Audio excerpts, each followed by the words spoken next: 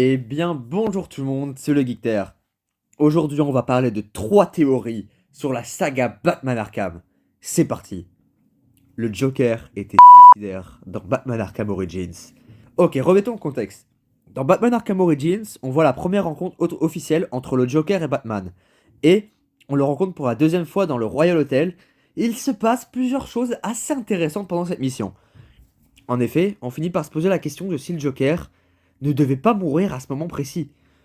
Le Joker est un personnage très tragique dans le jeu, en montrant clairement qu'il n'aime pas sa condition et qu'il a été créé par des criminels comme Batman, comme il le dit à la fin du jeu, mais aussi par Batman lui-même. Et pendant la mission, le Joker ne se défend jamais quand Batman l'attaque à plusieurs reprises. C'est Bane qui le fait à sa place. Et, arrivé à la fin de la mission, il se laisse emporter. Et oui, parce qu'après avoir vaincu Bane, Bane monte dans un hélicoptère et tire une roquette. Et quand la roquette va atteindre le Joker, il lève les bras, et il n'en a que faire, et se laisse tomber vers sa mort. Et ce qui va le choquer, c'est quand Batman va le sauter pour le rattraper. Le Joker devait mourir, il voulait mourir à ce moment. Ce qui explique le choc de voir Batman le rattraper, et il essaye même de se défendre. Il tente de faire en sorte que Batman le lâche en le frappant sans succès. Le Joker n'avait plus aucune raison de vivre jusqu'à ce moment. C'est là qu'il a compris qu'il venait de découvrir une personne pas comme les autres qui a réveillé son envie de vivre. Il a maintenant un objectif, ramener le Batman au plus bas, en faire quelqu'un d'aussi mauvais que lui.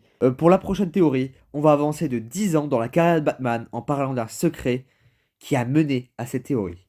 L'Arkham Knight est un traître. Alors cette théorie, comme je l'ai dit, vient en grande partie d'un easter egg caché de Batman Arkham Knight. En effet, dans la base de l'Arkham Knight, si on regarde derrière un panneau où se trouvent des photos de Batman, on peut voir quelque chose d'assez intéressant dont je vous ai déjà parlé dans ma deuxième vidéo easter egg sur Batman Arkham Knight. C'est pas du tout une pub, vous en faites pas. Mais du coup, derrière le panneau, on peut retrouver une chauve-souris rouge peinte qui est bien évidemment le logo du Red Hood. Et si Jason avait prévu depuis le début de devenir le Red Hood, et donc de trahir l'épouvantail. Et oui, parce que tout ce que veut Jason à la base, c'est se venger de Batman. Et après l'avoir enfin tué, il déciderait de devenir l'anti-héros Red Hood. Et, soyons honnêtes, il n'a aucune véritable raison de travailler avec l'épouvantail. À moins qu'en plus de chercher à détruire mentalement Batman, il comptait trahir l'épouvantail, et après avoir tué Batman, utiliser le fait que l'épouvantail ait ramené tous les méchants de Gotham pour tous les tuer. Ça aurait été une sorte de plan pour réussir à éradiquer le crime à Gotham et devenir le véritable justicier de la ville. Allez, passons à la théorie suivante sur le dernier jeu en date de la franchise. Qui est l'ombre dans Batman Arkham Shadow? Pendant que l'on est infiltré en tant que Machine Malone dans Blackgate, au moment où on se fait emmener par Frank Bowles, Officer Bowles. on peut voir au-dessus de nous une ombre nous regarder. Il y a plusieurs théories sur qui est ou ce que c'est cette ombre. On a parmi les théories principales qu'il pourrait s'agir d'Azrael, ou du moins d'un membre de l'ordre de Saint-Dumas vu dans Arkham City et Arkham Knight qui espionnerait déjà le Batman, ce qui semble largement plausible. La seconde théorie qu'il s'agit d'un Talon, donc un membre de la cour des hiboux qui, comme on le sait grâce à des easter eggs de ce jeu et d'Origins, existe bel et bien dans cet univers. La troisième théorie est que ça pourrait être tout simplement une hallucination de Batman, la représentation du mal qui est en lui que l'on pourra voir pendant les hallucinations de l'épouvantail durant le jeu et qui deviendra la version définitive du Batman à la fin d'Arkham Knight. Mais la dernière théorie est la plus proche de la réalité selon moi, et c'est qu'il s'agit tout simplement de Barbara Gordon, alias Oracle, qui dans le dos Batman se déguiserait déjà en Batgirl. En effet, on voit que Barbara semble vouloir prendre plus part aux actions de Batman en l'aidant en réalité.